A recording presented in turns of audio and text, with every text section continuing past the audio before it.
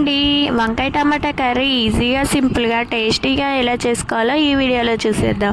చాలా టేస్టీగా ఉంటుంది. చాలా తక్కువ ఇంగ్రీడియంట్స్తోని చాలా టేస్టీగా చేసేసుకోవచ్చు. ముందుగానైతే వంకాయలను ఉప్పు వేసిన వాటర్లో కట్ చేసి వేసుకోవాలి. తర్వాత టమాటో, పచ్చిమిర్చి, ఆనియన్ కూడా కట్ చేసి పక్కన పెట్టుకోవాలి. ఇప్పుడు మనం స్టవ్ ఆన్ చేసి కడాయి పెట్టుకున్న తర్వాత 4 టేబుల్ స్పూన్ ఆయిల్ అయితే వేసుకోవాలి. ఆయిల్ హీట్ అయిన తర్వాత జీలకర్ర 1 స్పూన్, ఆవాలు 1 స్పూన్ కూడా యాడ్ చేయాలి. జీలకర్ర ఆవాలు వేగిన తర్వాత ఒక 2 రెమ్మలు కరివేపాకు కూడా యాడ్ చేయాలి. ఒక ఎండుమిర్చి కట్ చేసి వేసుకోవాలి.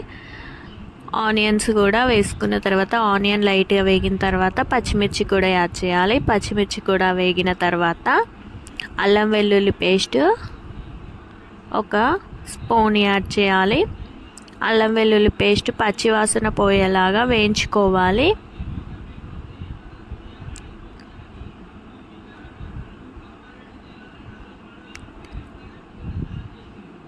ఇప్పుడు ముందుగా కట్ చేసి పెట్టుకున్న టమాటా ముక్కలు కూడా యాడ్ చేయాలి.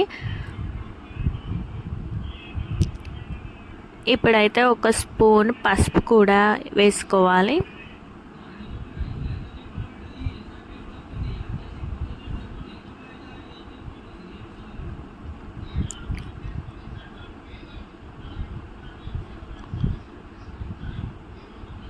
ఇప్పుడు ఒక 2 మినిట్స్ అయితే మొత్తం మగ్గేలాగా టమాటా ముక్కలు మగ్గేలాగా మూత పెట్టుకుందాం. టమాటా అంతా మగ్గిపోయిన తర్వాత మనం ఇందులో వంకాయ ముక్కలు కూడా అన్నీ యాడ్ చేయాలి.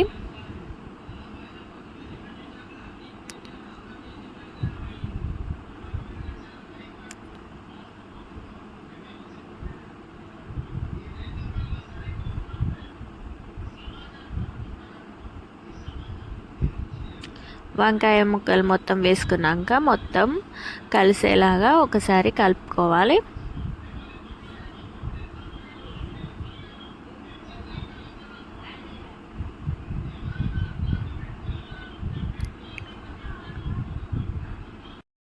మొత్తం కలిపిన తర్వాత కలిసిన తర్వాత మన టేస్ట్కి తగ్గట్టు సాల్ట్ అయితే యాడ్ చేయాలి. ఇక్కడ నాకు 2 స్పూన్ సాల్ట్ అయితే పడుతుంది.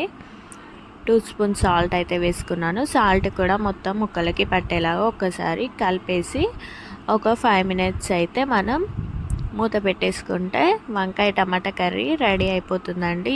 ఏం అవసరం లేదు, ఏం వేయనవసరం లేదు. చాలా సింపుల్గా చాలా టేస్టీగా వంకాయ టమాటా కర్రీ అయితే రెడీ అయిపోతుంది. చూసారు కదా ఎంతో టేస్టీగా ఉంటుంది.